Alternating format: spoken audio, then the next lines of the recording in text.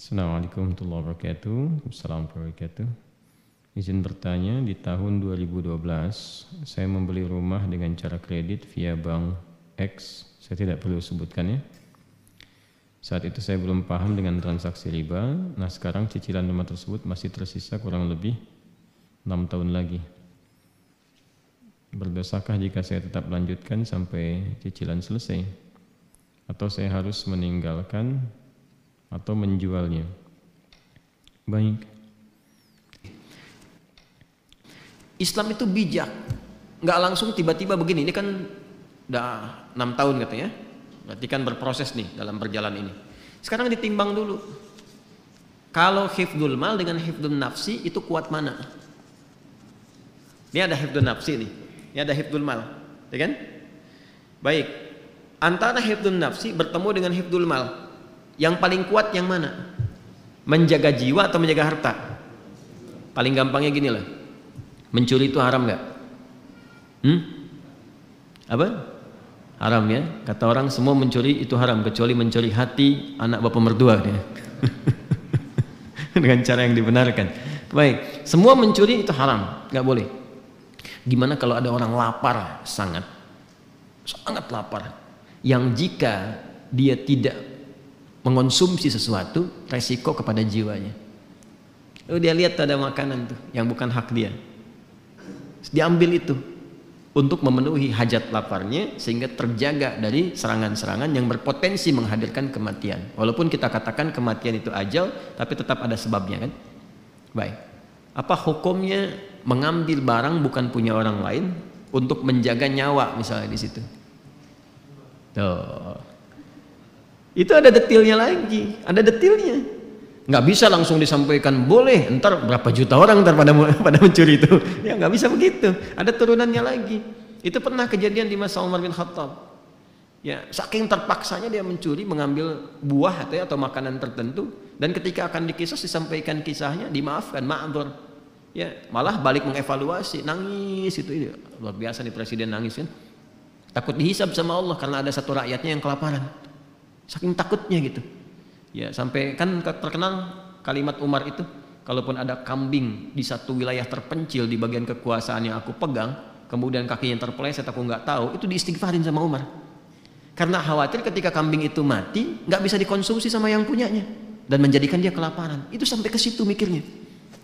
Ya, itu menurut saya sejarah Umar itu patut ditiru. Anda kalau mau jadi pemimpin tuh keluarkan tuh fikihnya Umar itu, dan itu akan luar biasa tuh. Luar biasa dahsyatnya. Nah, ini yang saya maksudkan.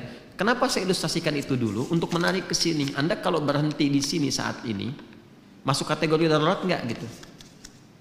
Ya, kalau diputus nih, putus misalnya, dah selesai. Itu mengganggu kebutuhan primer yang sedang berjalan nggak selama ini? Yang menunjang aspek berkehidupan.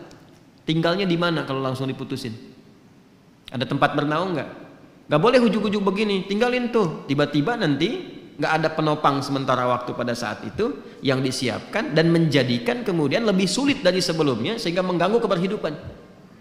Ini konstruksi ini gak disampaikan sama beberapa penceramah yang menyampaikan dengan jawaban dari pertanyaan serupa. Suruh keluar dari pekerjaan, langsung keluar.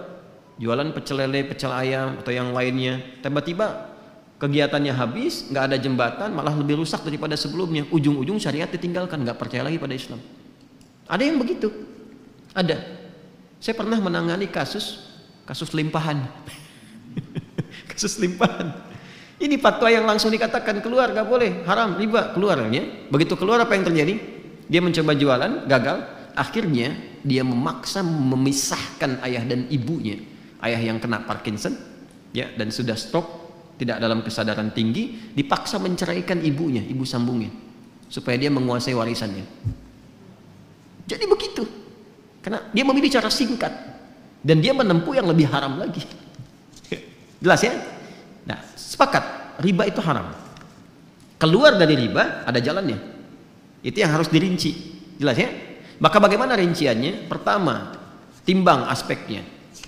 Ini yang bertanya ini, lihat, udah punya jembatan belum? Kalau bisa ditinggalkan ini, ya ditinggalkan, sudah, oper cicilan, alihkan ke bentuk syariah. Kan ini bank konvensional punya syariah nih, ada juga yang syariahnya. Tanyakan dulu. Ini solusi yang paling pertengahan.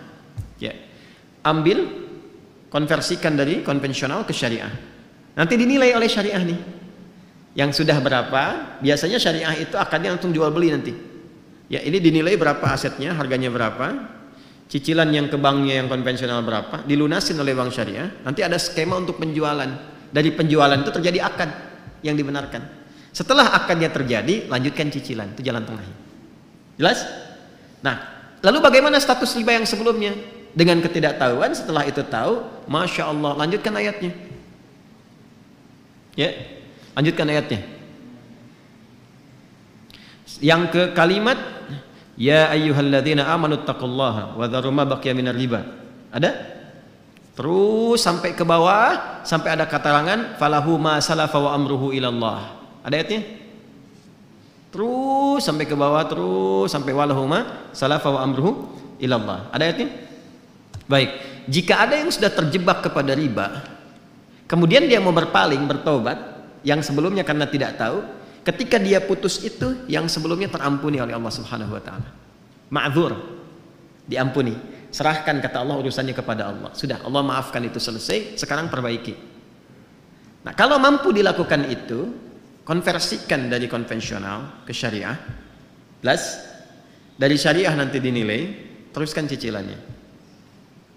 Kalau susah, tidak ada dan sebagainya, lihat dulu nih, lihat dulu. Jadi kalau pindah, dilepas, pindahnya kemana? Jangan sampai terjadi tiba-tiba rumah dijual, nggak ada tempat bernaung, setelah itu meminta-minta, atau menyulitkan kolega sekitaran. Ada ibu kedatangan kita misalnya dengan keluarga, ada adik numpang tinggal tapi bawa rombongan dengan 6 anggota plus ART-nya misalnya kan. Nah, jadi agak repot di situ. Maka ketika ada kondisi seperti ini, dalam kondisi darurat yang sudah berlangsung, maka berlaku kaidah ad-daruratu tubihul mahdzurat. Dalam konteks darurat membolehkan sementara waktu sampai dengan tuntas ini selesai.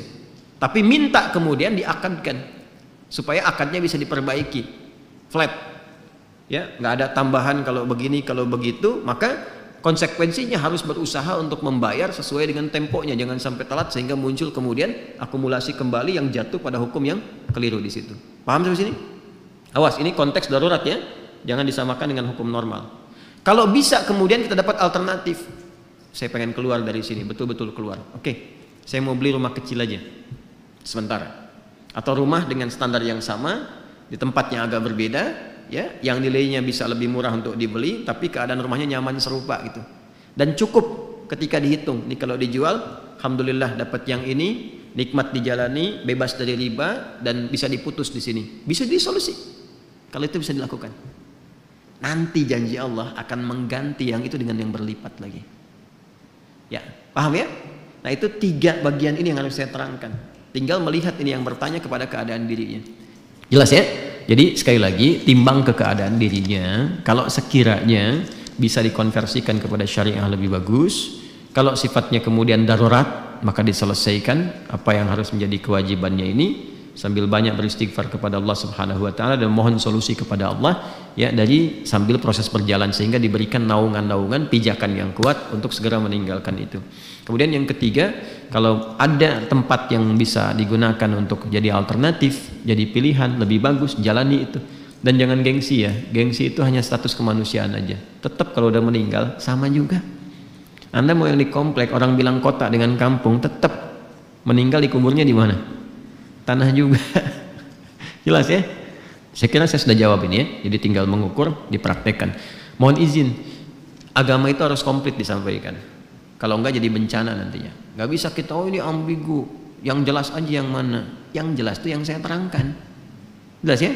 Yang jelas itu yang saya terangkan. Nanti pilih di mana yang paling berkesesuaian untuk kita saat ini, itu yang ditempuh. Itu jadi jembatan.